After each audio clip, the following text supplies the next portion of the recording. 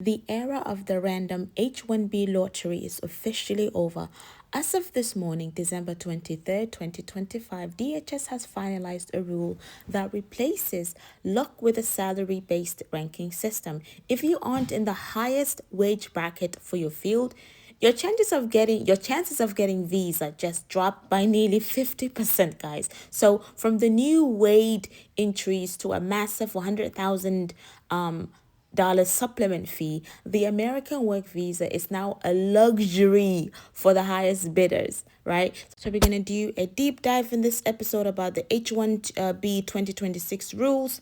Be sure to like, subscribe, click the notification bell.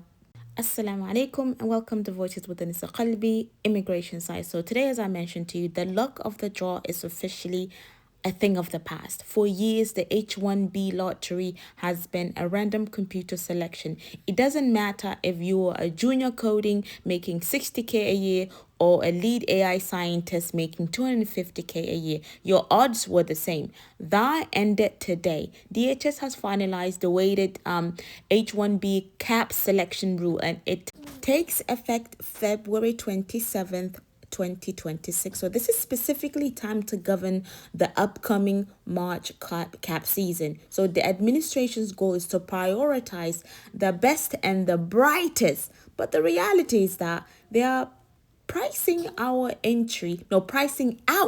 entry level talent. So let me get into the mechanics because this is where it gets technical. Under the new rule, your name doesn't just go in once. Your employer must now provide your occupational employment in wage statistic, which is the OEWS level at the time of registration. So the entries are weighted as follows.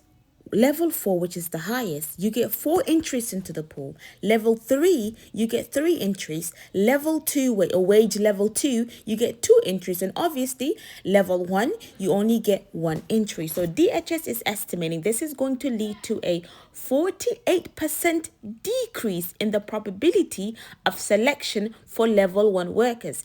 If you are an international student graduating this May and looking for your first job, your American dream is now statistically half as likely to happen as it was last year. But it's not just about the lottery ads now, it's about the cost. We have to talk about the 100,000 supplemental fee. I can't even say that word. Supplemental fee that was clarified by USCIS on October 20th. This fee applies to certain new H-1B petitions filed for beneficiaries who are outside the United States. While these are exceptions for people already here on F1 or H-1B transfers, the message to the global talent is clear. Hiring from abroad now costs a company 6 figures per person. And that is going to bring down a lot of small business owners, right? And startups, simply, they cannot compete. We're already seeing big tech monopoly forming where only companies like Google or Amazon can afford to play the H-1B game, right? So USCIS is also launching a new integrity measure, and they're warning that if an employer inflates a salary just to get those 4 entries in the lottery, then these entries then tries to pay less later, they will revoke the petition and potentially bar the company from future filings. Like you see, they're just trying to cover everything up here. So furthermore, now, if your job has multiple locations, the employer must now use the lowest equivalent wage for all locations. They're closing the remote work loophole where people are being paid a Silicon Valley wage while living in a low cost, rural area to game the system. There's that, the economical toll. We already understand that,